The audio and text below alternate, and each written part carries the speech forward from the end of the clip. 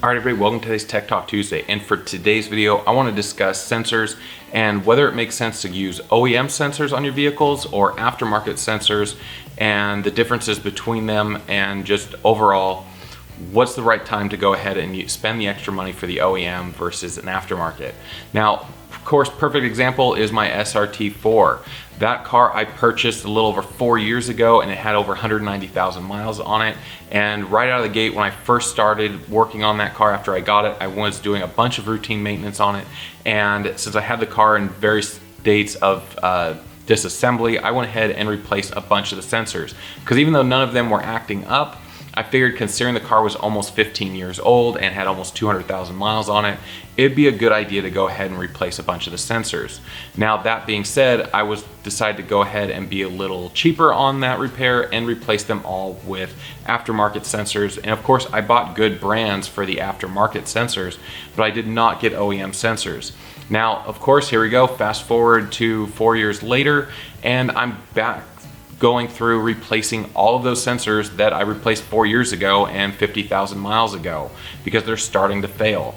I started getting a check engine light with a code for a faulty oil pressure sensor, so I had to replace that one. I had a cam position sensor starting to fault and the car was starting to run bad, so I replaced that one as well. Had another issue getting codes for the throttle position sensor, ended up having to replace that one again with an OEM unit, and so it just wasn't worth it to save those few bucks to go ahead and buy the aftermarket sensors. I should have just bought the OEM sensors from the get-go and have them last another 15 years and 150,000 miles or more. And so I definitely learned that lesson the hard way, trying to save a couple of bucks. Now, of course, if you're just trying to get the car back together so you can get rid of the car, I can understand why you want to go ahead and cheap out on the sensors. And also, there are times when you get some of these older vehicles like the Viper or my Honda that are 25 plus years old, OEM sensors may not be available. And so aftermarket sensors are your only option. And in that case, depending on what type of sensor it is and what type of an impact it could have on the vehicle's performance and whether or not it just runs at all, you may want to go ahead and purchase a spare just to keep on the car. So that way, if you do find yourself somewhere and that sensor starts to fault, you can go ahead and just replace it on the side of the road and not get stranded there and have to get a hefty tow bill. Now, of course, it should be noted that there are basically a couple of different types of sensors that you really should be taking into consideration. You've got ones that really impact how the vehicle runs and operates, like your cam position sensors, your crank position sensors, your throttle position sensors, things like that. Those especially, you want to go ahead and use OEM ones where available, especially if they're hard to get to for replacing. And like on the SRT4, a cam position sensor and a throttle position sensor, they're really easy to get to, and so changing them out usually doesn't take more than like 15 or 20 minutes. So if you didn't have an OEM sensor on there, you had an aftermarket one on there, or even if you had an OEM one that eventually went bad, if you had a spare unit with you, you could swap it out relatively quickly and not be stuck on the side of the road. Now, of course, the other types of sensors that you've got on these vehicles are typically for instrumentation purposes, you know, like your water temperature, your oil pressure, things like that. Especially on your older vehicles, those really don't impact how the vehicle drives. It just impacts whether or not the information you're getting on your dash is accurate. And those you can typically, on the older vehicles especially, get away with using aftermarket sensors, especially since on the really old vehicles, those sensors from the OEM aren't available anymore, so you have to use aftermarket.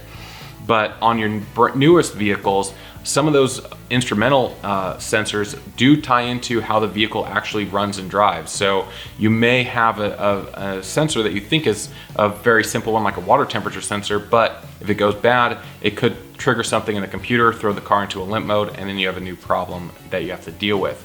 So from there, you also have the consideration of the location. Like on the SRT4, like I mentioned earlier, with the oil pressure sensor, sure, it's only gonna throw me a check engine light if that sensor goes bad, and it's not gonna affect how it runs. But replacing that sensor can take a few hours because you got to get the car up in the air, you got to take things out like the exhaust to be able to get access to it, so that we can go ahead and remove that sensor and put in the replacement. So things like that, you definitely want to go ahead and use high quality OEM sensors, and also things like the oil pressure sensor and the water temperature sensor. While they may not impact how the car runs, things like that that have contact with fluids like your engine oil and your coolant you're gonna have to drain those in order to go ahead and replace those sensors, and it takes a lot longer to go ahead and replace them compared to like a cam position sensor, which is usually only a couple of bolts and an electrical connector. You just swap it out and you don't have to worry about any fluid changes.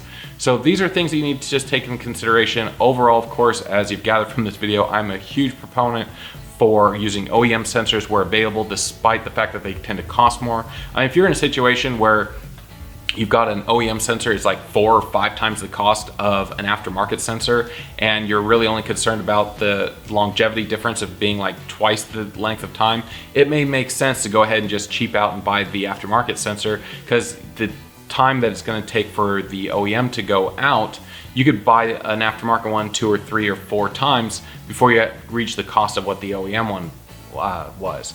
But of course, you have to trade off whether or not getting potentially stranded on the side of the road is worth that cost savings as well. All right, and those are some initial thoughts on sensors, on whether or not you should go with OEM or aftermarket. Of course, it depends, but generally speaking, if you want them to last really a long time, a lot of miles, a lot of years, go with the OEM ones. You don't actually have to spend dealer prices to get these sensors. You can usually get them at a discount through places like Rock Auto.